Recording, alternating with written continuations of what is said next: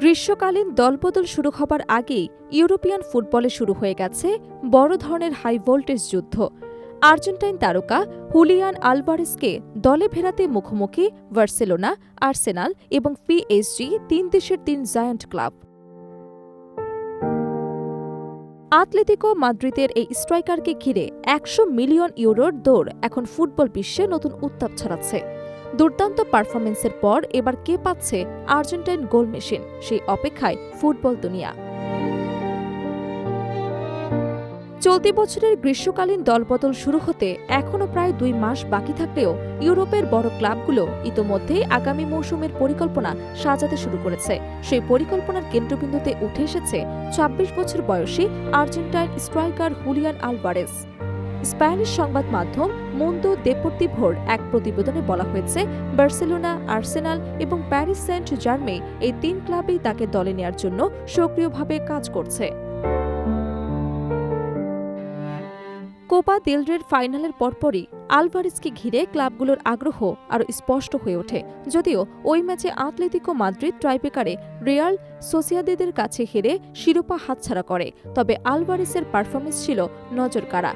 ম্যাচে তার গোলেই খেলা গড়ায় পেনাল্টি থেকে শুট আউটে। যদিও শুট আউটে তিনি একটি পেনাল্টি মিস করেন, তবু পুরো মৌসুম জুড়ে তার ধারাবাহিক পারফরমেন্স ক্লাবগুলোর আগ্রহ কমাতে পারেনি। লা লিগার পাশাপাশি উয়েফা চ্যাম্পিয়ন্স লিগেও সরাসরি মুহূর্তে তিনি গোল করে দলকে এগিয়ে দিয়েছেন।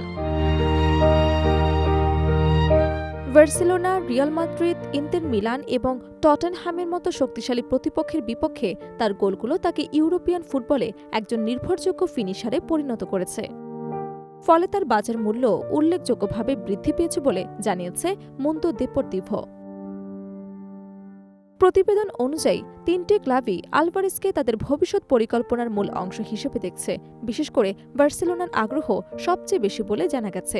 ক্লাবটি বর্তমানে ৩৭ বছর বয়সী রবার্ট লেভানডভস্কির বিকল্প খুঁজছে এবং দীর্ঘমেয়াদে আলভারেজকে সেই জায়গায় বসাতে চায়।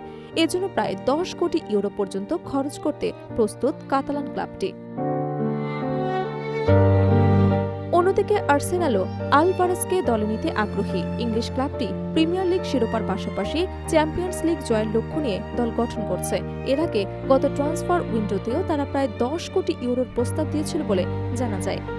তবে আতলেতিকো মাদ্রিদ তখনই স্পষ্ট জানিয়ে দিয়েছে, তাদের এই আর্জেন্টাইন তারকাকে বিক্রি করার কোনো পরিকল্পনাই নেই। এছাড়া ফরাসি জায়ান্ট পিএসজিও আলভারেজকে তাদের রাডারে রেখেছে। ইউরোপিয়ান ফুটবলে নিজের আধিপত্য বজায় রাখতে শক্তিশালী আক্রমণ ভাগ করার পরিকল্পনার অংশ হিসেবেই প্যারিসের ক্লাবটি তাকে দলে নিতে চাইছে। ফলে তিন দেশের তিন বড় ক্লাবের মধ্যে একটি তীব্র প্রতিযোগিতা তৈরি হয়েছে।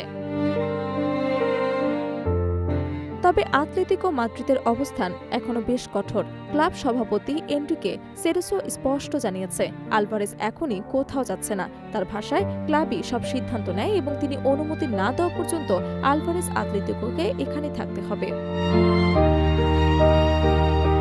উল্লেখযোগ্য, ম্যানচেস্টার সিটি থেকে আতলেতিকো মাদ্রিদে যোগ দেওয়ার পর থেকেই আলভারেজ ধারাবাহিকভাবে নিজের পারফরমেন্স দিয়ে নজর কাড়ছে।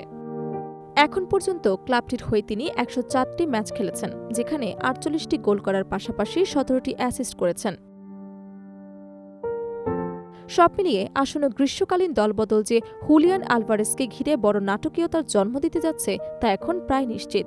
ইউরোপের শীর্ষ ক্লাবগুলোর এই লড়াই শেষ পর্যন্ত কোন দিকে গড়ায় সেটি এখন দেখার বিষয়।